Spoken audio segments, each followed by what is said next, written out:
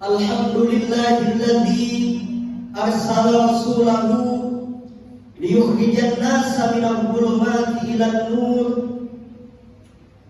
wa liyahdiyahum ila siratil azizil hamid siratil ladzi lahu ma fis samawati wa ma fil ardh. Asyhadu an la ilaha illallah wahdahu la syarika lah, lahul mulku wa lahul hamdu yuhyi wa yumitu wa huwa ala kulli syai'in qadir.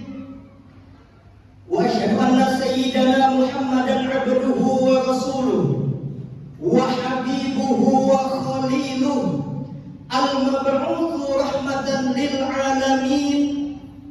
Allahumma salli wa sallim wa barik wa karim ala hadzal nabiyil karim sayyidina wa habibina wa syafi'ina wa qurrati a'yunina sayyidina wa maulana Muhammad miftahi babil rahmatillah adada ma fi ilmillah salatan wa salaman daimaini bidawami mulkillah wa ala alihi wa sahbihi wa sallim.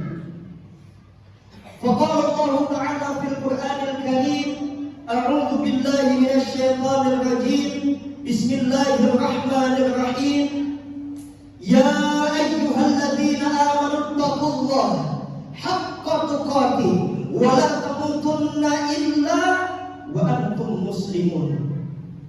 Faqala Allah Ta'ala, kuntum khayra ummah ukhrijat lin-nas ta'muruna bil ma'ruf wa tanhauna 'anil munkar wa tu'minuna billah.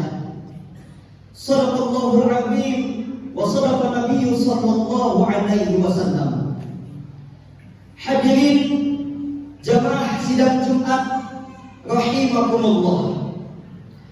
Pada kesempatan yang mulia dan agung ini kita bersama-sama diundang oleh Allah Subhanahu wa Ta'ala guna menunaikan kewajiban kita sebagai seorang muslim laki-laki yang akil, yang baligh, yang tidak ada uzur baik sakit maupun musafir untuk melaksanakan ibadah salat Jumat berjamaah.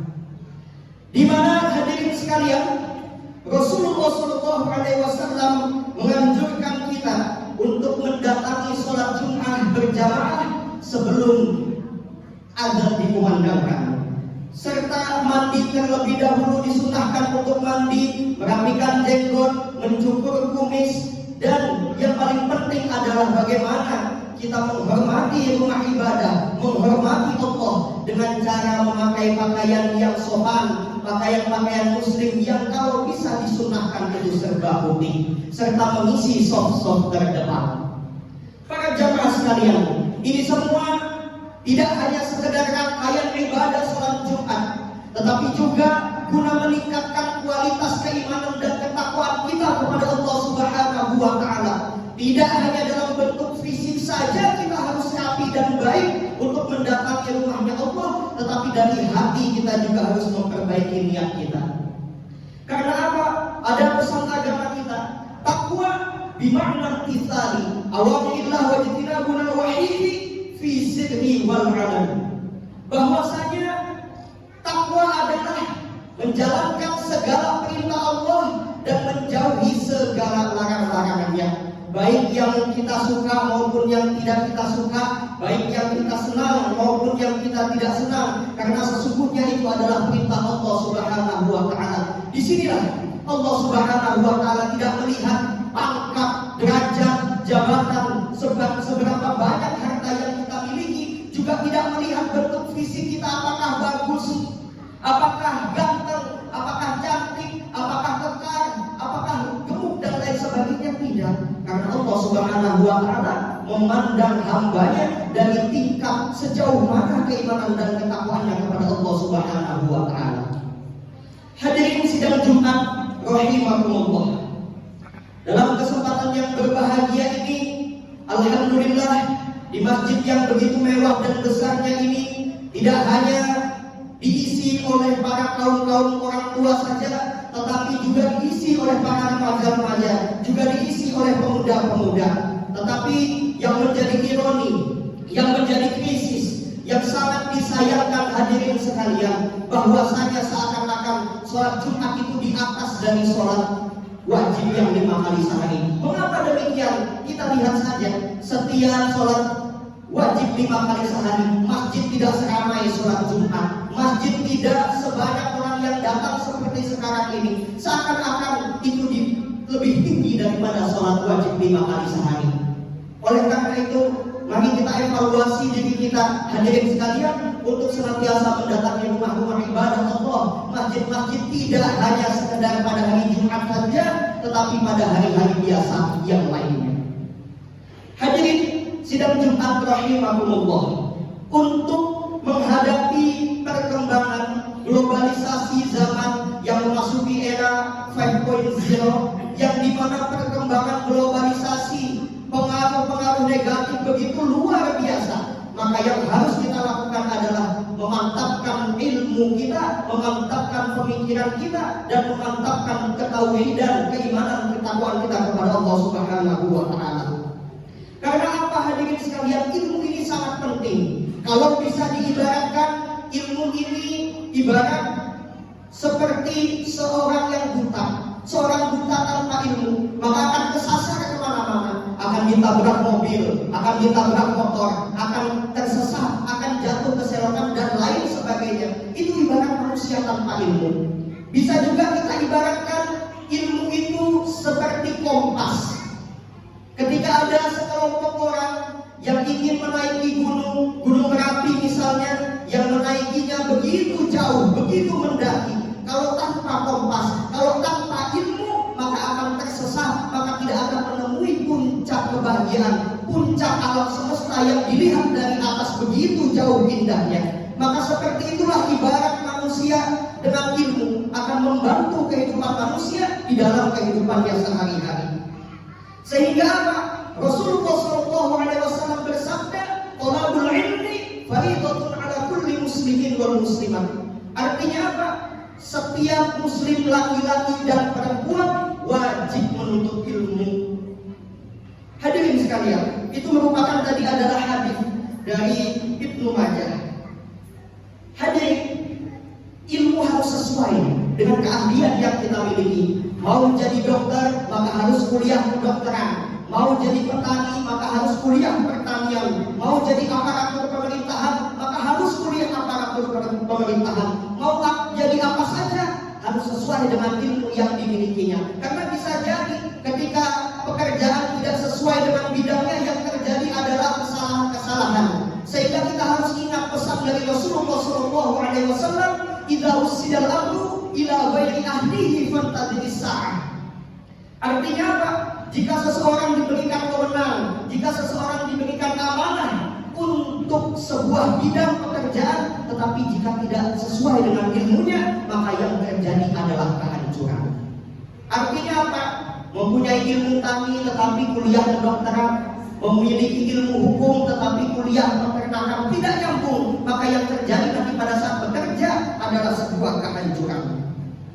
Tetapi hadirin sekalian, yang harus kita ingat bahwa mencari ilmu itu wajib bagi setiap laki-laki dan perempuan. Tidak pandang bulu mau kaya, mau miskin, mau hitam, mau putih, tidak pandang bulu. Dan yang paling penting adalah ilmu agama. Ilmu agama Islam ini yang paling penting. Tidak pandang, tidak hanya sekedar orang yang belajar ilmu agama itu hanya dari pondok pesantren, hanya dari sekolah-sekolah Islam, hanya dari madrasah, dari sanawiyah, dari aliyah, dari ibtidaiyah. Tidak hanya itu semua. Kewajiban kita sebagai seorang muslim adalah melaksanakan, adalah untuk menuntut ilmu agama Islam. Karena apa? Ilmu agama Islam ini adalah sebagai fondasi dasar kita untuk menjalankan, memastikan bahwa apa yang kita lakukan berdasarkan agama. Kalau sudah berdasarkan agama, maka akan mendapatkan sebuah kebenaran, mendapatkan sebuah kebaikan di dalam pekerjaan. Sangat penting ilmu ini. Contohnya seperti sholat. Sholat tidak hanya sekedar takbir, sholat tidak hanya sekedar tumakinah, sholat tidak hanya sekedar tahiyat, tetapi ada ilmu di dalamnya. Ada iftitah, tidak hanya sekedar bacaan, tetapi ada ilmu di dalamnya. Ada tata caranya juga. Dan berbeda-beda setiap orang untuk memakai aliran mana, memakai mazhab yang mana. Tidak semau-mau kita mau sholat seperti apa, tidak. Ada tuntunannya di dalam Al-Quran dan dicontohkan oleh para ulama-ulama.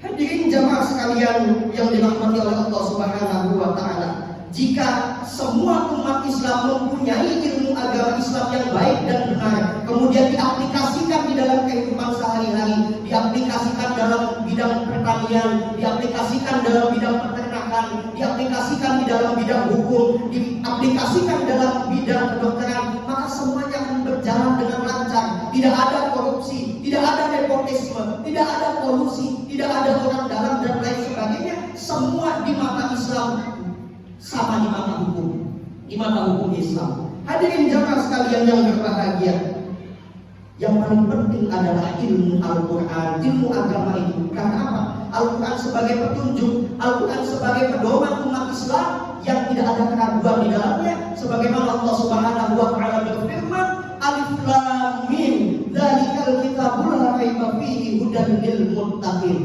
Artinya apa? Al-Quran itu tidak ada keraguan di dalamnya dan merupakan petunjuk bagi orang-orang yang bertakwa. Petunjuk untuk melaksanakan kegiatan kita sehari-hari.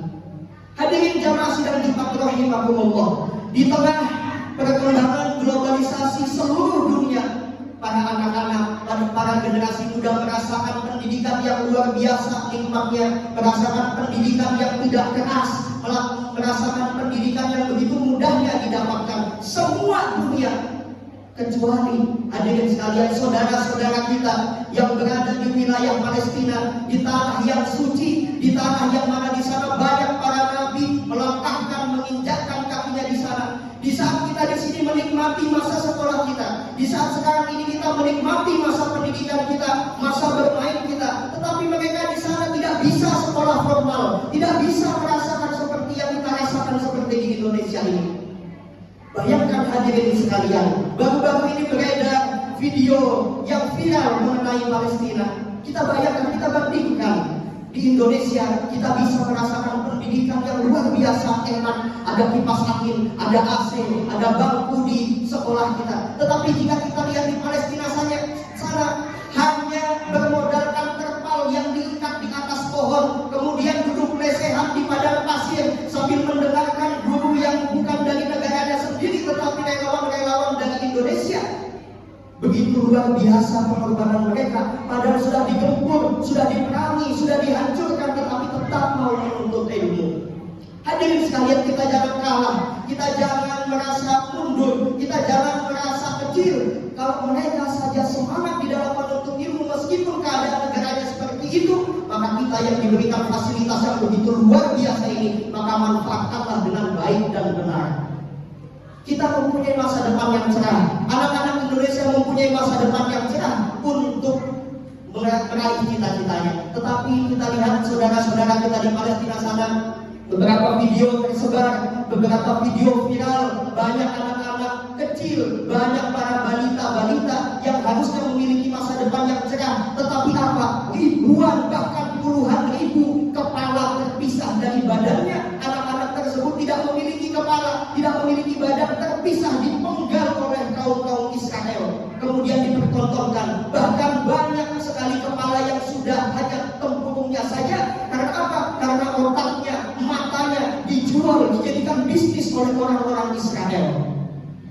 Kami hadirin sekalian berada di pimpinan Ikatan Dai Muda Indonesia, yang dimana Dewan Pimpinan Pusat Ikatan Dai Muda Indonesia pada tahun lalu mengirim 5 orang ke Palestina, kemudian memberikan dana sebesar 400 juta untuk beasiswa di sana, untuk kehidupan di sana. Tetapi yang terjadi apa hadirin sekalian? 5 kawan saya, 5 sahabat baik saya yang seumuran dengan saya, ada beberapa yang lebih umurnya, tidak kembali di Indonesia. Karena apa? Ketika pulang ke Indonesia, pesawatnya diledakkan, dibom oleh Israel, sehingga mereka semua mati syahid. 5 orang mati syahid. Sahabat-sahabat kami, para dai-dai yang tersebar di seluruh Indonesia yang kami kirim ke Palestina. Tetapi ketika pulang, mereka tidak kembali. Mereka dibom, mereka dihancurkan, dan mayatnya tidak ketemu sampai sekarang. Mayatnya tidak ditemukan, mayatnya hancur berkeping-keping sehingga tidak bisa dikubur. Mau mengubur pun mereka terjatuh, dibom di area yang mana di situ keluarga Palestina tidak bisa membantu karena diganggu, karena dijaga oleh tentara-tentara Israel. Maka selayaknya kita hadirin sekalian, tidak bisa kita membantu mereka dengan perang, tidak bisa kita membantu mereka dengan senjata, dengan badan kita bawa ke sana, tidak bisa, karena berbahaya sekali. Bahkan 5 orang tadi tidak balik. Maka yang kita harus lakukan sekarang adalah mendoakan mereka. Kita yakin bahwa Allah Subhanahu wa Ta'ala bersama para syuhada, Allah Subhanahu wa Ta'ala bersama para orang-orang yang benar yang berjihad di jalan Allah Subhanahu wa Ta'ala. Dan suatu saat Palestina akan dimenangkan oleh Allah Subhanahu wa Ta'ala, dan Islam akan membuktikan bahwa Islam tidak hanya sekedar melawan melalui kekuatan lisannya saja, tetapi juga bisa melawan melalui kekuatan senjata. Ketika umat Islam sudah bersatu, maka tidak ada yang bisa menandingi kekuatannya, dan itu yang kita harapkan di kemudian hari esok hadirin sekalian. Hadirin jamaah sidang Jumat rahimakumullah. Mudah-mudahan kita semua diberikan kesadaran, diberikan kesehatan, diberikan umur panjang, diberikan barokah, diberikan ketenangan, diberikan keberkahan, diberikan kemudahan hidup. Wa may yattaqillah yaj'al lahu min amrihi yusra. Barang siapa yang bertakwa kepada Allah, maka segala kesusahan, segala persoalan yang dia hadapi akan diberikan kemudahan. Dan mudah-mudahan kita semua tergolong orang-orang yang senantiasa diangkat derajatnya oleh Allah Subhanahu wa Ta'ala. Hadirin jamaah sidang Jumat rahimakumullah. Untuk itu kami sudah meminta izin kepada pengurus masjid untuk setelah sholat Jumat berjamaah nanti, apabila para jamaah tidak ada kesibukan, tidak ada pekerjaan, maka diharapkan tetap bertahan karena kami akan menyampaikan sosialisasi beasiswa kepada para anak-anak muda. Barakallahu li wa lakum fil Qur'anil 'azim wa nafa'ani wa iyyakum bima fihi minal ayati wa dzikril hakim. Wa taqabbal minni wa minkum tilawatahu innahu huwal ghafurur rahim. Allahumma shalli wa sallim وزد وأنعم وتفضل وبارك بجلالك وكمالك على أشرف عبادك سيدنا ومولانا محمد وعن كل الصحابة رسول الله أجمعين.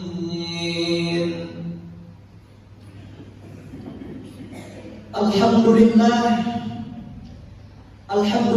Rabbil Alamin, wa bihi nasta'inu ala umuri dunya waddin, wassalatu wassalamu ala asyrafil anbiya wal mursalin wa ala alihi wa sahbihi wa sallim. Asyhadu an la ilaha illallah wahdahu la syarika lah, wa asyhadu anna sayyidana Muhammadan abduhu wa rasuluhu la nabiyya ba'dah. Allahumma salli wa sallim wa barik ala sayyidina Muhammadin miftahi babir rahmatillah adada ma fi ilmillah salatan wa salaman daimaini bidawami mulkillah wa ala alihi wa sahbihi wa mawalah.